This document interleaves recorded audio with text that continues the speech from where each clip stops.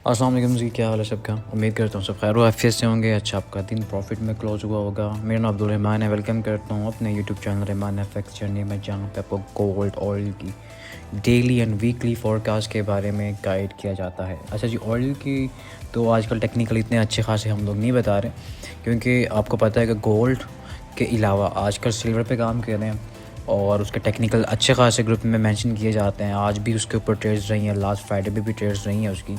और as per दी video हम लोगों ने जो ग्रुप में मेंशन किया गया था, जो वीडियो में बताए गए थे जोन्स गोल्ड के, एज़ पर दी वीडियो प्ले भी हुए।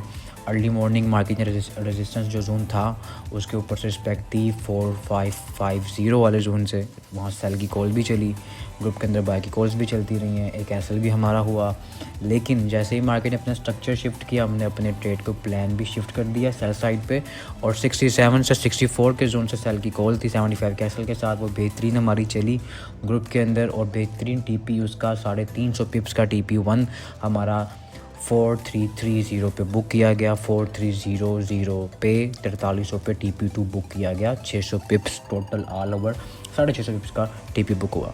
एसल्स is part of the game, लेकिन आपके एसल्स जो होते हैं वो छोटे होते हैं। और वो 40-50 पिप्स का एसल हुआ था एक, और कुछ ब्रेक इवन भी हुए हमारे, क्योंकि ट्राई था, क्योंकि स्ट्रक्चर बुलिश था तो एक्सपेक्टेड यही था कि मार्केट बुलिश जाएगी। लेकिन जैसे फंडामेंटल्स जो कि मेन किरदार अदा करते हैं ट्रेडिंग के अंदर, अगर आप उसको फॉलो नहीं करते, अगर आप उसको फॉलो अप नहीं करेंगे तो मार्केट उड़ाएगी आपको, क्योंकि आपका जो फंडामेंटल्स था वो अलाइन नहीं हो पा रहा था स्ट्रक्चर्स के साथ टेक्निकल के।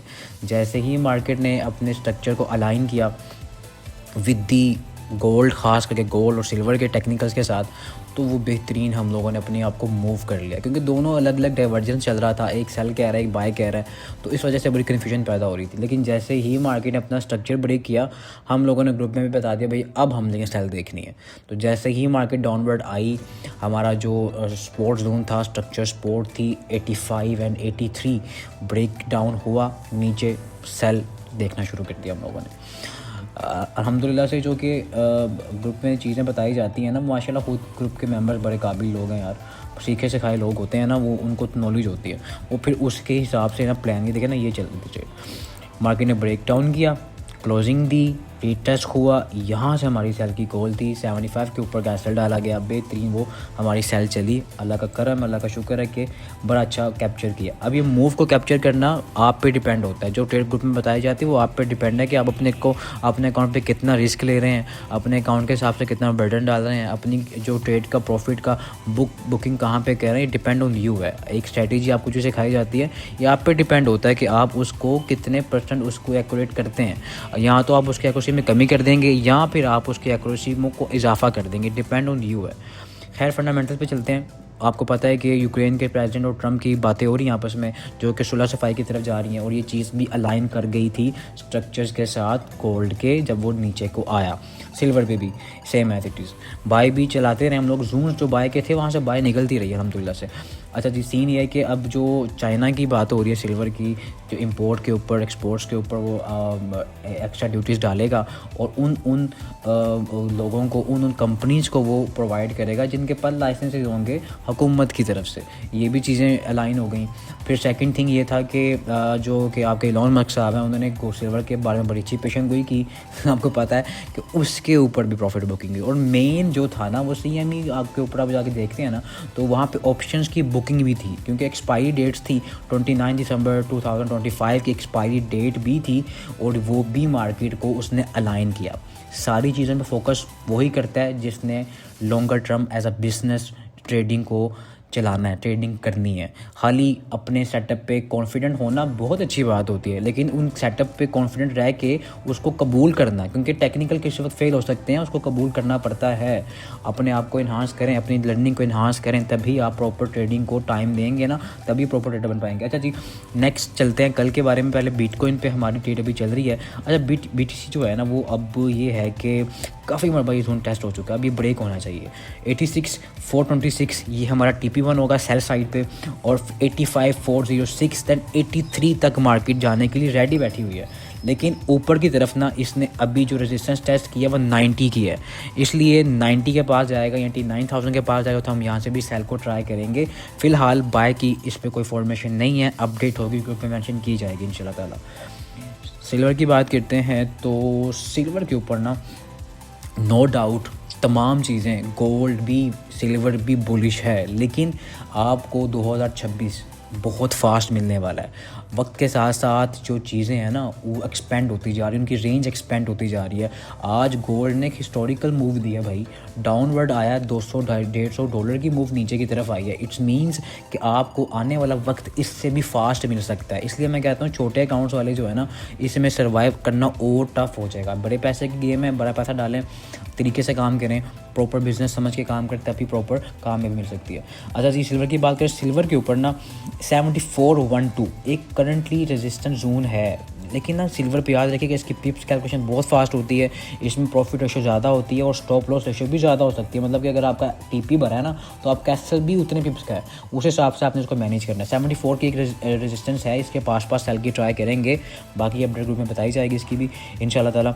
और जो स्पोर्ट है ना वो इसकी ये है 70.58। इसके नीचे जब तक आपकी इंट्राडे क्लोज नहीं होती ना, आपने गोल्ड और सिल्वर को मतलब प्रॉपरली सेल नहीं देखनी। अलबत्ता नीचे के जोन्स मौजूद हैं, फोर के स्ट्रक्चर जोन मौजूद हैं हमारे पास, 64, 65, 67 एक आइडियल बाइंग जोन मौजूद है इंस्टीट्यूशन की तरफ से, तो वो जोन्स मौजूद हैं। लेकिन मेरे ख्याल में ना आपके पास ये भी जोन्स अच्छे मौजूद हैं। अभी स्पोर्ट से पंप किया है इसने, अभी ये H4 के ऊपर अगर यहाँ पे मिल जाए ना हमें डाउनवर्ड, तो बाय हम अच्छी पकड़ सकते हैं यहाँ से। लेकिन सेल को थोड़ा सा इनक्लाइन इसलिए हूँ क्योंकि आपकी मंथली कैंडल की क्लोजिंग भी होनी है, आपकी ईयरली कैंडल की क्लोजिंग भी होनी है, तो इट्स मीन्स कि मार्केट थोड़ा सा बेरिश मोमेंटम में रह सकती है, प्रॉफिट बुकिंग हो सकती है। और सेलर्स को बायर्स को आया है आज, तो कल सेलर्स को भी आ सकती है। तो एसएल के साथ काम करना है, स्टक नहीं होना मार्केट में, एसएल को कबूल करना है, नए जोन्स पे आना और ट्रेड करके प्रॉफिट ग्रो करना है। ये आपने अपना रूल बनाना है। रूल्स के से इधर से उधर होंगे तो अकाउंट ज़ीरो हो जाएगा भाई।